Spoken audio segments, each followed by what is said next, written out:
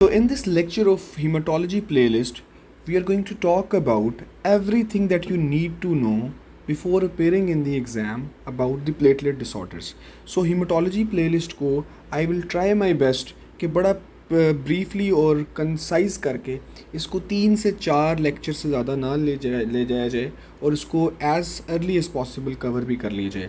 So just be with me और मेरे साथ साथ आप नोट्स भी बनाते रहेंगे अपने और ये चीज़ों को साथ साथ अंडरस्टैंड करते रहेंगे. सो यहाँ पर हीमेटोपोइसिस के बारे में बताया गया है. सो जितनी भी ब्लड प्रोडक्शन है उसकी क्या चेंज हैं वो यहाँ पर आपको मिलेंगी. सो फर्स्ट ऑफ ऑल आज हम क्योंकि प्लेटलेट डिसऑर्डर्स पढ़ रहे हैं so will only focus on thrombopoiesis. So multi potent stem cells, multi potent potential से कि जिसमें मल्टीपल पोटेंशियल्स हैं कि वो किसी भी लाइनेज में ग्रो कर सकते हैं. So either it can move to a myeloid stem cell lineage और lymphoid stem cell lineage. So myeloid stem cell lineage में one of the cells is megakaryoblast और मेगाकैरियोब्लास्ट से बनता है मेगाकैरियोसाइट एंड इवेंचुअली उससे बनते हैं प्लेटलेट्स. सो जो थ्रोम्बोपोइसिस है मतलब कि the process of formation of the platelets it is driven by thrombopoietin. तो जिस तरह रेड ब्लड सेल के लिए एरिथ्रोपोइटिन रिक्वायर्ड है उस तरह प्लेटलेट्स की कंटिन्यूस प्रोडक्शन के लिए we require thrombopoietin. So high yield point सिर्फ हमने डिस्कस करने हैं. This megakaryocyte it is present in the bone marrow. So अगर कोई ऐसा क्वेश्चन आता है कि which of the following is the largest cell of the bone marrow, तो largest cell of the bone marrow है ये मेगाकैरियोसाइट. सो आप देख सकते हैं कि these platelets they are present in the blood. हम बात करें प्लेटलेट्स की so basically 1/3 of the platelets, जितने भी नंबर ऑफ प्लेटलेट्स हैं बॉडी में उसमें से 1/3 is present in the spleen. So spleen is a reservoir of platelets.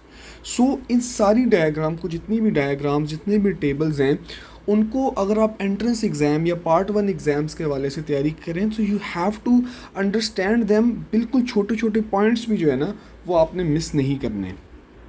सो बाकी को मैं थोड़ा सा स्किप कर रहा हूँ. सो यहाँ पर हमारे पास हमने एक पॉइंट निकाल लिया, megakaryocyte is the largest cell of the bone marrow. अगर largest cell of the blood की बात करें so largest cell of the blood is this monocyte. तो बाकी हम इसको बाकी टॉपिक्स के साथ कवर करेंगे. So let's discuss the basics of the platelets. का प्लेटलेट्स के बेसिकली काम क्या है और उसकी बेसिक क्या चीज़ें हैं वो देख लेते हैं. सो पहली चीज़ that I want you to know कि इसका काम है primary haemostasis. So haem blood stasis balance. So primary haemostasis इसका पहला काम है. और द मोस्ट इंपॉर्टेंट चीज़ जो आपने याद रखनी है, अगर सिंपली मैं कहूँ कि प्राइमरी हीमोस्टेसिस का मतलब क्या है, सो जस्ट नो कि प्लेटलेट प्लग फॉर्मेशन. सो प्लेटलेट प्लग फॉर्मेशन को ही बेसिकली प्राइमरी हीमोस्टेसिस के ज़ुमरे में आप लिख सकते हैं. दूसरी चीज़ इसके हवाले से कि दीज आर ए न्यूक्लिएट. तो जितने भी प्लेटलेट्स हैं उसमें न्यूक्लियस नहीं होता. They are not even complete cells, मतलब they are only small cytoplasmic fragments. So they are basically small cytoplasmic fragments. और ऊपर यू हैव लर्नड ऑलरेडी कि they are derived from megakaryocytes which are the largest cell in the bone marrow. So इनकी life कितनी होती है? Life span of platelet is just 8 to 10 days. सो अगर आज एक प्लेटलेट प्रोड्यूस हुई है तो इट विल इवेंचुअली इसकी लाइफ ये है 8 to 10 days. तो 8 to 10 days के बाद अ न्यू प्लेटलेट फ्रेगमेंट इसको रिप्लेस कर लेगा. सो इसकी प्रोडक्शन की जो स्टिमुलस है इट इज़ थ्रोम्बोपोइटिन. बट इसकी एक्टिवेशन का जो स्टिमुलस है it is basically endothelial injury. So just छोटे छोटे वर्ड्स को फोकस करना है. एक्टिवेशन का स्टिमुलस है एंडोथीलियल इंजरी, प्रोडक्शन का स्टिमुलस है थ्रोम्बोपोइटिन. सो जब भी एंडोथीलियल इंजरी होगी it is going to lead us to platelet aggregation, और प्लेटलेट एग्रीगेशन के साथ साथ it will interact with fibrinogen. So eventually इस सारे स्टेप के बाद बन जाएगा प्लेटलेट प्लग, जिसको हमने स्टार्ट में बोला था कि it is responsible for primary haemostasis. So platelet plug formation को will discuss in detail. So next important चीज़ ये है कि जितने भी प्लेटलेट्स हैं उनमें डेंस ग्रेन्यूल्स होते हैं एंड अल्फा ग्रेन्यूल्स। सो जो डेंस ग्रेन्यूल्स हैं प्लेटलेट्स के अंदर, they are basically you can memorise them by a mnemonic known as CASH. So C से कैल्शियम, ए से एडीपी, एस से सीरोटोनिन, एच से हिस्टामीन। सो यहाँ पर आपको याद रखना है कि it also releases ADP and histamine. जो अल्फा ग्रेन्यूल्स है it also secretes 4 things.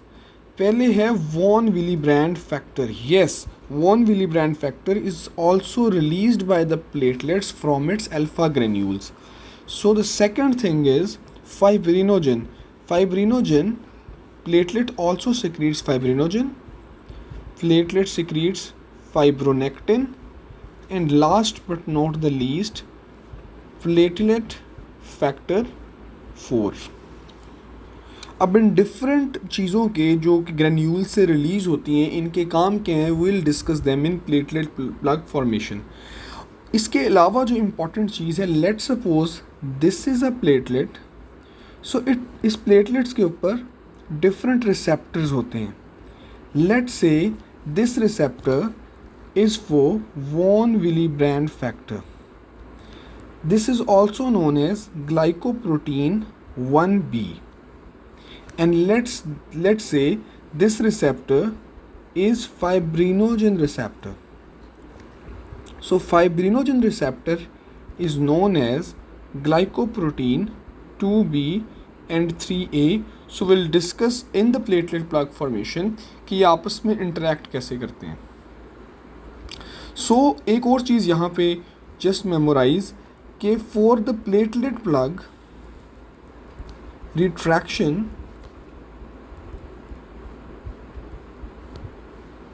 platelets release a substance known as thrombosthenin.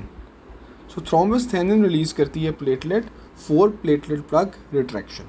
Picture, जब भी कभी platelet disorder होगा, चाहे क्वालिटेटिव डिसऑर्डर हो चाहे क्वांटिटेटिव डिसऑर्डर हो, एक करेक्टरिस्टिक साइन आपको लाजमी मिलेगा और इसको बोलते हैं पेटिकिया। तो जितने भी ये पेटिकियाज हैं जो मैंने पिक्चर भी इसलिए डाल दी ताकि पिक्चर मेमोरी बन जाए। So these are small pinpoint spots या स्मॉल पिन पॉइंट लीजन्स हैं, माइनर हेमरेजेस को शो कर रही हैं। सो जस्ट मेमोराइज कि जब भी प्लेटलेट डिसऑर्डर्स होंगे so you will eventually find petechiae in the scenario. So the next topic is very important. It's a very extensive topic, but I'll try my level best कि इसको बिल्कुल concise कर दूँ। So the platelet plug formation, और जिसको हम already ये identify कर चुके हैं कि इट्स अ प्राइमरी हीमोस्टेसिस वाला प्रोसेस है, तो ये होता है इन 5 steps. So we'll discuss them one by one. So first step जो platelet plug formation का है, it is endothelial injury. So जब भी endothelial injury होगी प्राइमरी हीमोस्टेसिस का प्रोसेस स्टार्ट हो जाएगा। सो जब भी एंडोथीलियल इंजरी होगी it will lead to transient vasoconstriction. अब याद रहे यहाँ पे वर्ड यूज़ हो रहा है ट्रांजिएंट का। सो याद रहना चाहिए कि जब भी कोई हार्मोनल मैकेनिज्म होता है it is slow and it takes time. Quick mechanism है तो it should be neuronal.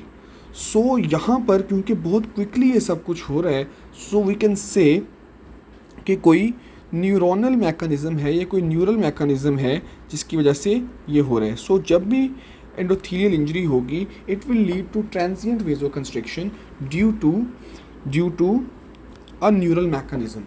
A second thing is the release of endothelin.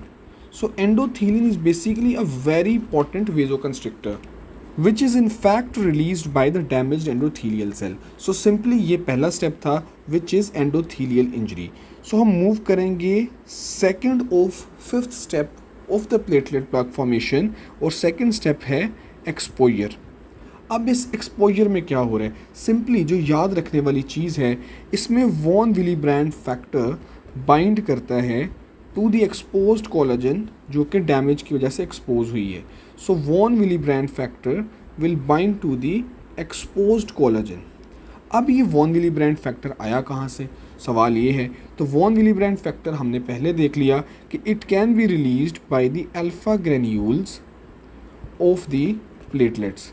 So platelets के जो डेंस ग्रेन्यूल्स थे और अल्फा ग्रेन्यूल्स थे उनमें से आ सकता है, या even endothelial cells can release, जो डैमेज एंडोथीलियल सेल्स हैं they can release von Willebrand factors. और उसके लिए याद रखने वाली चीज़ है वीबल पेलार्ड बॉडीज़.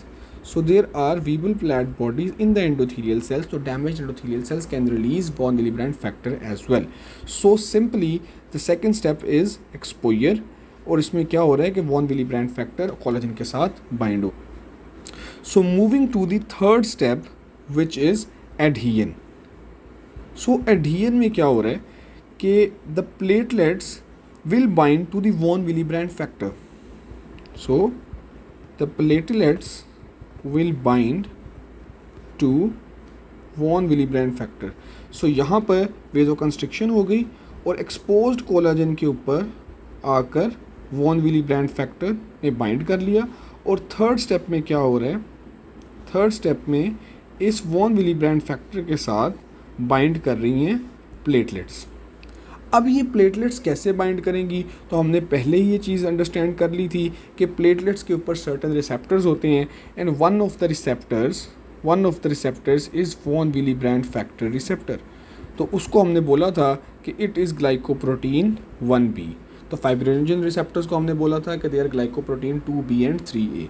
अब जो ये स्टेप है जिसमें प्लेटलेट बाइंड कर रही है वॉन विलीब्रैंड फैक्टर के साथ, this is a very specific process. और ये सिर्फ उस जगह पे हो रहा है जहाँ पे एंडोथीलियल इंजरी है. रीज़न ये है कि जब भी ये स्टेप होगा या प्लेटलेट्स कब वॉन विलीब्रैंड फैक्टर के साथ बाइंड करेंगी, इसमें it is due to the conformational change in the platelet जो कि एक्सपोज कर देता है इस वॉन विलीब्रैंड फैक्टर रिसेप्टर को. So generally let's say blood के अंदर अगर प्लेटलेट्स और वॉन विलीब्रैंड फैक्टर मिल जाते हैं, they will not bind until there is an endothelial injury and there is a conformational change in the platelet surface ताकि ये von Willebrand factor expose हो जाए. सो यहाँ पर एक और चीज़ याद रखें कि platelets here release ADP and calcium. अब this calcium is very important कि जब हम कोगुलेशन कास्केड पढ़ेंगे तो उसमें कैल्शियम हर स्टेप में यूज़ हो रहा है. सो दिस बेसिकली यहाँ पे जो कैल्शियम रिलीज़ हो रहा है this is going to help us कि जब हमने सेकेंडरी हीमोस्टेसिस या कोगुलेशन कास्केड की तरफ जाना है.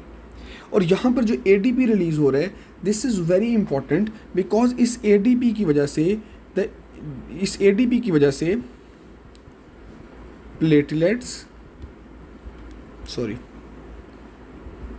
Platelets will adhere to endothelium.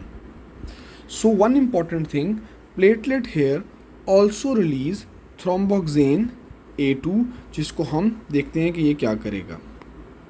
So this will lead us to our fourth step which is activation. अब ये एक्टिवेशन किस लिए हो रही है, this activation is due to this ADP जो पिछले स्टेप में रिलीज़ हुआ था. The ADP is going to bind the ADP receptors और ADP रिसेप्टर्स हैं P2Y12 रिसेप्टर्स. सो जैसे ही ADP रिसेप्टर के साथ बाइंड करेगा it induces the expression of glycoprotein 2b and 3a, and from the previous knowledge that we have gained in this lecture that this is known as fibrinogen receptor. तो यहाँ पर ये है कि fibrinogen receptors जो हैं वो प्लेटलेट सरफेस के ऊपर आ गए हैं, and this step will going to lead rapid means very quick and irreversible platelet aggregation.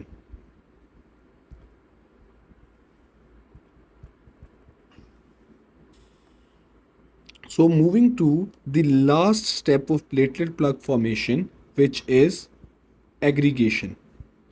अब इस aggregation में simply exposed glycoprotein 2B and 3A receptors जो कि fibrinogen receptors हैं, they are gonna interact with the fibrinogen और इसके बाद ये platelet plug formation हो जाएगी. So basically in general there are pro-aggregation factors and anti aggregation factors जिनका एक बैलेंस चल रहा होता है. सो ये बैलेंस हो जाएगा डिस्टर्ब. सो द फैक्टर्स कौन कौन से हैं वो देख लेते हैं. सो प्रो एग्रीगेशन फैक्टर्स में number 1 is the release of thromboxane A2 जो कि प्लेटलेट से आ रहा है. सेकेंड, ब्लड फ्लो का कम होना जो कि वेजो कंस्ट्रिक्शन की वजह से और एंडोथेलियम की वजह से है. Third one is increase platelet aggregation तो जो कि पिछले स्टेप से हो रही है. And similarly anti aggregation factors में there are prostaglandins like prostaglandins I2 and release of nitric oxide. Similarly, increase in the blood flow. If there is increase in the blood flow, there will be anti-aggregation, and similarly decrease in the platelet aggregation. So ये सारे step जो हैं they are anti aggregation factors और यहाँ पे they are pro aggregation factors. So the shift will turn pro aggregation factors और यहाँ पर एक टेम्पोरेरी प्लग फॉर्मेशन हो जाएगी which is very easy to dislodge. So यहाँ पे जो कैल्शियम रिलीज हुई थी it is going to activate the coagulation cascade और कोगुलेशन कास्केड की वजह से जो ब्लड क्लॉटिंग होगी it is known as secondary haemostasis जो कि हम आगे जाके डिटेल में देखेंगे. Next up is coagulation cascade. So each and every word whatever is going to be written here it is going to be very high yield because it has a high potential to come in any form of the question. So just focus here. So यहाँ पे coagulation cascade में there is an intrinsic pathway and an extrinsic pathway. Both pathways join each other at common pathway. So just हम start कर रहे हैं with very basic extrinsic pathway. तो extrinsic pathway start होता है with factor 7 which is also known as tissue factor. So factor 7 to get into an activated form which is factor 7A it requires calcium. So यहाँ पर याद रखें कि calcium is required by factor 7. So extrinsic pathway में यहाँ पर only you have to write factor 7. So यहाँ पे दरमियान में मैं कॉमन पाथवे बना रहा हूँ जिसमें there is a factor 10 and factor 10 will be activated to factor 10A due to this factor 7A. This step also requires calcium. So once factor 10 is activated to factor 10A, then it can convert factor 2 to its activated form. This factor 2 is known as prothrombin. And this activated prothrombin is known as thrombin. This step also requires calcium. So these steps require calcium, this activated factor 10A and a cofactor which is factor 5 activated. So the factor 5 acts as a cofactor in this step. So this thrombin is going to convert fibrinogen to fibrin monomers. So this fibrinogen is basically factor 1, and these fibrin monomers is actually activated factor 1. These fibrin monomers they aggregates. So ये monomers हो जाते हैं यहाँ पर aggregate, and eventually they require calcium and factor 13 activated, which is also known as fibrinogen stabilizing factor, to form fibrin meshwork.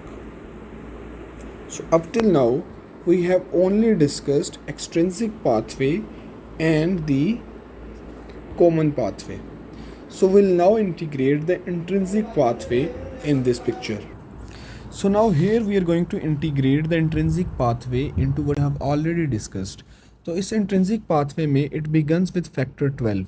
So factor 12 will be converted into activated factor 12, and this activated factor 12A converts factor 11 to activated factor 11. This activated factor is going to activate factor 9 to its activated form. So this step of activation of factor 9 to activated factor 9 requires calcium. So यहाँ से factor 9A activated factor 9 can actually initiate or can be converted into the common pathway. यहाँ से ये common pathway में चला जाता है. So common pathway में जाने के लिए it requires a cofactor here. So this step not only requires calcium, not only requires this factor 9A, it also requires the cofactor in the form of factor 8. तो एक cofactor हमने ये पढ़ा, एक कोफैक्टर हमने ये पढ़ा. So simply you just need to memorise this very pathway, इतना दिस इज़ इनफ. सो अगर मैं यहाँ पे समराइज़ करूँ तो जो कोफैक्टर्स हैं बेसिकली जो इस पूरे पाथवे में, चाहे एक्सट्रिंसिक है, इंट्रिंसिक है, कॉमन है, जो कोफैक्टर्स के तौर पे यूज़ हो रहे हैं clotting factors, they are factor 8 and factor 5. Now you must know कि प्रोटीन S और protein C they are basically the anticoagulant proteins. तो ये मतलब चाहती हैं कि कोगुलेशन ना हो. तो ये कोगुलेशन ना हो तो ये अपना फंक्शन कैसे एक्सर्ट करती हैं? By inhibiting these cofactors. तो जब ये कोफैक्टर इनहिबिट हो जाएंगे सो यहाँ पर कोगुलेशन का प्रोसेस रुक जाएगा. सो ये this is the mechanism of action of this protein S and protein C. सो यहाँ पे जगह जगह पे हम लिख रहे थे कैल्शियम को. तो कैल्शियम किस किस स्टेप में या किस किस क्लॉटिंग फैक्टर्स को रिक्वायर्ड है? So if I right it in sequence, so factor 2, factor 5, 7, 8, 9 and 10. यहाँ पर vitamin K dependent clotting factors आगे हम डिटेल से भी पढ़ेंगे. तो यहाँ के लिए जस्ट इसको याद करना ताकि एक पेज पे ये इकट्ठा हो जाए. 2, 7, 9 and 10 they are vitamin K dependent factors. Now we will integrate the kinin pathway. अभी तक coagulation pathways को देख रहे थे. Now we will integrate kinin pathway here. So kinin pathway क्या है? High molecular weight kininogen is converted into bradykinin in the presence of kallikrein. This bradykinin will cause increase in the vasodilation, will cause increase in the permeability and increase in the pain sensation. So this high molecular weight kininogen is also going to activate this factor 12A and helps in the initiation of the intrinsic pathway. We'll come back to this coagulation cascade again when we'll be discussing pharmacology of hematology. So next we are going to move to our next topic, which is vitamin K dependent coagulation. तो यहाँ पर हमने already देख लिया कि factor 2, 7, 9 और 10 जो हैं ये इफेक्ट होते हैं विटामिन K से, और हम देखते हैं कि how will this work. Now just a few words on vitamin K dependent coagulation, और यहाँ पे हम इसको जल्दी से एक्सप्लेन करते हैं. And by the end of this lecture I try to जितने भी हाई यील्ड पॉइंट्स हैं क्लोटिंग फैक्टर से रिलेटेड वो सारे एक पेज पे आ जाएं, ताकि you can easily get them और वहाँ से you can memorise them, understand them, और ताकि आप फ्यूचर रेफरेंस के लिए भी उसे यूज़ कर सकें. So just a few words on vitamin K dependent coagulation. सो यहाँ पे ये डायग्राम देखें. सो द विटामिन के जो इनएक्टिव फॉर्म है it is oxidised form. So oxidised form is basically inactive form, और जो इसकी एक्टिव फॉर्म है वो है इसकी रिड्यूस्ड फॉर्म. सो इसको ऑक्सीडाइज से रिड्यूस या इनएक्टिव से एक्टिव करने के लिए वो रिक्वायर्ड एपोक्साइड रिडक्टेज. ठीक है, ये बहुत इंपॉर्टेंट चीज़ है, ये याद रखनी है. तो ये क्या करेगी, जितने भी vitamin K dependent clotting factors हैं, फैक्टर 2, फैक्टर 7, फैक्टर 9, फैक्टर 10, और इसके अलावा क्लॉटिंग फैक्टर जो एंटी कोगुलेशन है, एंटी कोगुलेंट्स हैं, protein C and protein S, इनको एक्टिवेट करना. So this activation from inactive to the mature carboxylated और activated form it requires gamma glutamyl carboxylase which is in fact vitamin K dependent. तो यहाँ से ये सारे activate हो जाएंगे. तो 2, 7, 9, 10 का काम है क्लॉटिंग में हेल्प आउट करना, और प्रोटीन सी एंड एस का काम है एंटी कोगुलेशन. और इसका mechanism of action you have already understood कि they are going to inhibit the cofactors, और को फैक्टर्स आपने ऑलरेडी याद कर लिए कि they are factor 5 and factor 8, इनको इनहिबिट करने हैं. सो जस्ट यहाँ से टेक्स्ट पढ़ते हैं. Vitamin K deficiency is going to decrease synthesis of factors 2, 7, 9, 10 protein C and S. Understood है. अब यहाँ पे बेसिकली करना था, हमें फार्माकोलॉजी में चाहिए था, लेकिन जस्ट गो थ्रू इट कि वारफरिन क्या करेगा, इनहिबिट द विटामिन के epoxide reductase. So warfarin will inhibit the epoxide reductase. So vitamin K administration can potentially reverse the inhibitory effect of warfarin on the clotting factors, but this is delayed. Reason क्या है इसकी कि यहाँ पर जब हम vitamin K देंगे उसकी एक्टिव फॉर्म लेट से, देन ये इनएक्टिव फॉर्म एक्टिव में कन्वर्ट होगी and it will take time. So that is why जब भी हमने वारफरिन के इफेक्ट को इमीडिएटली रिवर्स करना होता है, so we give fresh frozen plasma और प्लाज्मा सेल कंसनट्रेट, ताकि फौरी के फौरी क्लोटिंग फैक्टर्स जो हैं वो ब्लड में आ जाएं और ऑन गोइंग ब्लीडिंग कंट्रोल हो जाए. सो हम इमीडिएटली विटामिन के देने से ब्लीडिंग को कंट्रोल नहीं कर सकते if you want to reverse the effect of warfarin. एक अगला पॉइंट है कि न्यूनेट्स लैक एंटेरिक बैक्टीरिया. तो enteric bacteria produce vitamin K. So हमने न्यूनेट्स को we tend to administer vitamin K to overcome neonatal deficiency or any coagulopathy. So यहाँ पर this is very very high yield कि factor 7 has the shortest half life and factor 2 has the longest half life. So from here we'll jump into our formal discussion on the platelet disorders, and after we will discuss all the important disorders of the platelets. ये सारे clotting factors को we'll try to organize in a list ताकि वो एक compilation एक हमारे पास आ जाए and we can understand them better.